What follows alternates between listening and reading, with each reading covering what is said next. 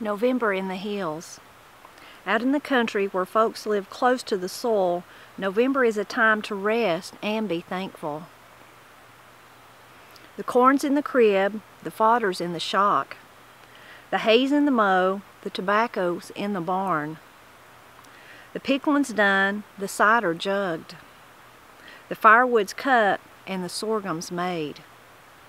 The hasty time is at an end. October has slipped away on feet of thistledown, and November now comes rustling down the mountains. The birds are on the wing, and the leaves are footloose and eager for a breeze. The fox stalks the rabbit, and the rabbit is free and whimsical as the wind. Woodchucks and coons raid the cornfields. Gray squirrels rattle the leaves in the hickories, and the cricket chirps in the corner of the fireplace. The walnuts fall, and there is the day tang of walnut hulls. The autumn color ebbs, and the seasons turn from gold to gray. It is November in the hills. And November is many things.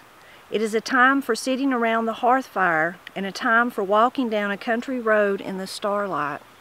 It's a breath of apple cider, a gleam from a possum hunter's lantern, the bailing of foxhounds in the mid-watches of the night.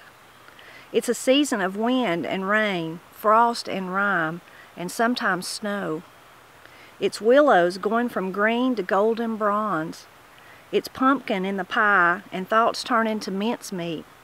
It's a time for pulling up a rocking chair before the fire, and a time for cracking nuts on the hearth. It's a time when the blue smell of wood smoke haunts the air, and a time when violet twilight casts shadows over the cove. It's Indian summer sighing in the trees, and snowy breath on every breeze. It's a cowbell tinkling as the herd comes home, and the lonesome, lonely crow of a rooster. It's grouse exploding underfoot and rocketing into a thicket. It's a wild turkey gobbling in the brush on a high hill.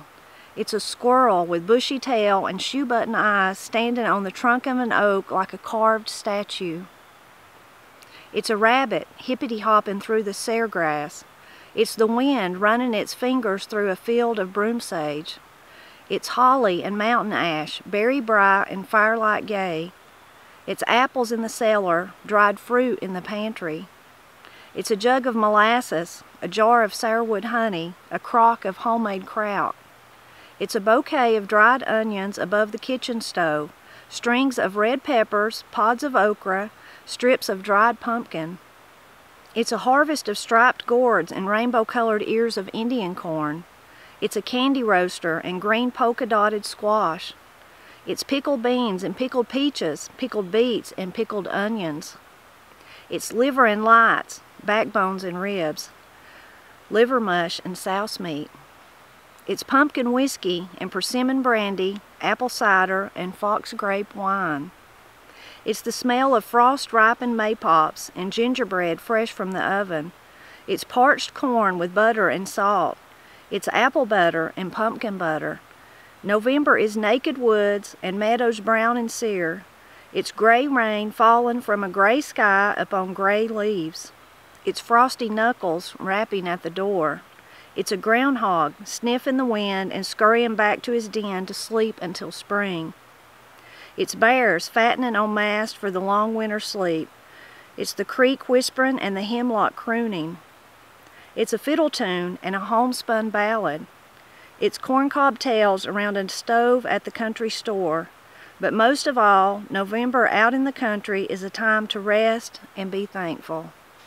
That piece was written by John Parris. He's one of my favorite Appalachian writers. I especially enjoy his writings because he focused on the mountains of western North Carolina where I live.